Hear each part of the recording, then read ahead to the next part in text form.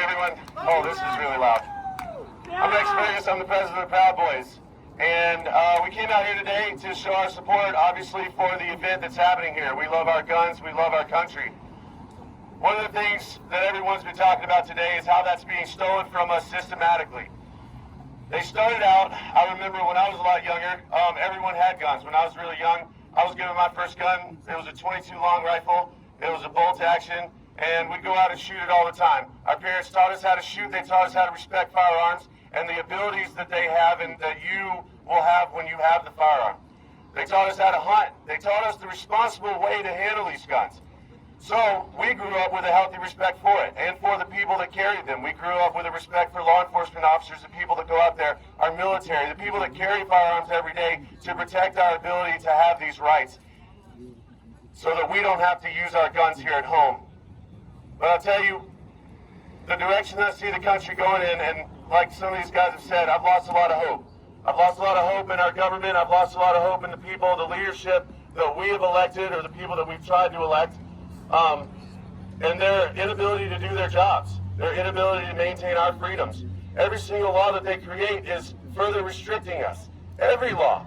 I believe that any law that they make in regards to firearms is an infringement on our rights to have firearms. Anything they do, whether it's magazine capacities, whether it's, certifying someone, not legally able to have a firearm because of their mental state. I mean, anyone could go and say that. You could just make the accusation that you feel scared because someone said something that you didn't like. I mean, nowadays they're basically saying everyone who supported Trump in the last election is a terrorist. Does that make us mentally fit to have firearms in the definitions of their new laws they're trying to pass? They're basically trying to get rid of any opposition that they may have in order to create this global communist regime, yeah. We have Jim Walsh of the 19th District. Thanks. All right. Thank you. Let's start at the start. The right of an individual citizen to bear arms in defense of himself and the state shall not be impaired. That's Article 1, Section 24 of the Washington State Constitution.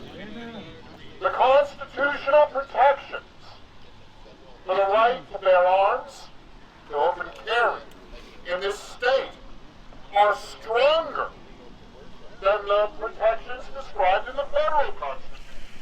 The Washington State Constitution is very clear. And it's important to think, too, what it says. That when you carry arms, bear arms, it's in defense of yourself, your family, your property, but also of the state.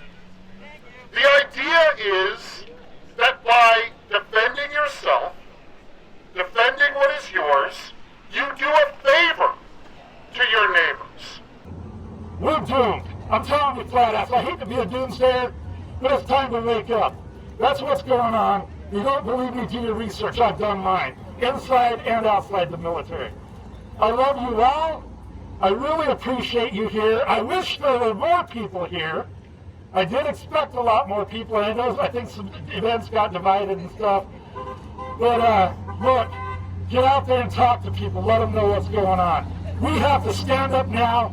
We have to get the right people back in office. We have to fix our election system. And by fixing, I don't mean like the last fix. All right? And we need to get our shit together, Patriots. All right? I love you. Let's roll.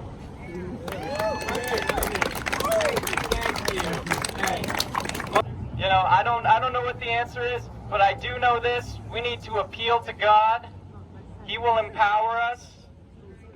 He will help make us, He will help us make wise decisions, and He will help encourage us, too, to be brave in the face of a powerful enemy. This is a David versus Goliath moment, and we need to stand tall, stand our ground in the face of that powerful enemy. It's insane how powerful the federal government is right now.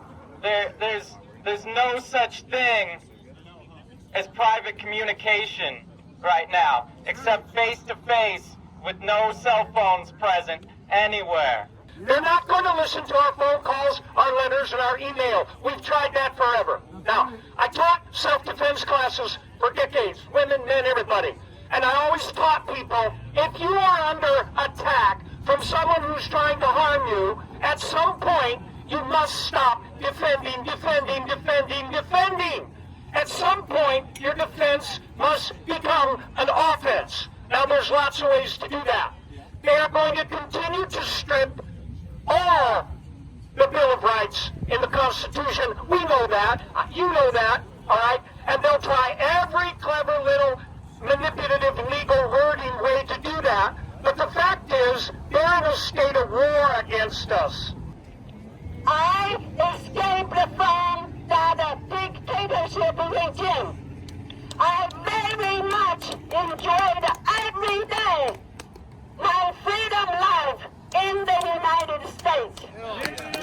I thank God, thank America, and thank you so much for all of you fighting for the freedom and protect United States constitutional rights, which is including gun rights. That's right. Think about it. If during the Tiananmen massacre, or Hong Kong massacre, or Lhasa massacre, or in Xinjiang massacre, if people have guns, how that dictatorship regime dare to do things like now in China? That's right. There's no way the dictatorship can ruling people like slaves, like animals. They can have people whatever they want. They're ruling on people whatever they want. They put millions of people into prison camp in Xinjiang area. Right. It is including Uyghurs, Tatars, Tajiks, and many other minorities. Now, it's happened many years already. We, as a Chinese democracy and a human rights organization, have been fighting Chinese democracy and human rights here and everywhere else as well. Because human rights issue is not a partisan issue. Freedom issue is not a partisan issue.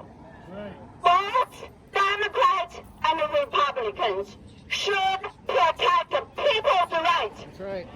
Our voting rights. That's right. Our freedom of speech, freedom of publication, freedom of religion choices, and freedom of having guns. That's right. That's right. And that is our basic fundamental right. Oh, yeah.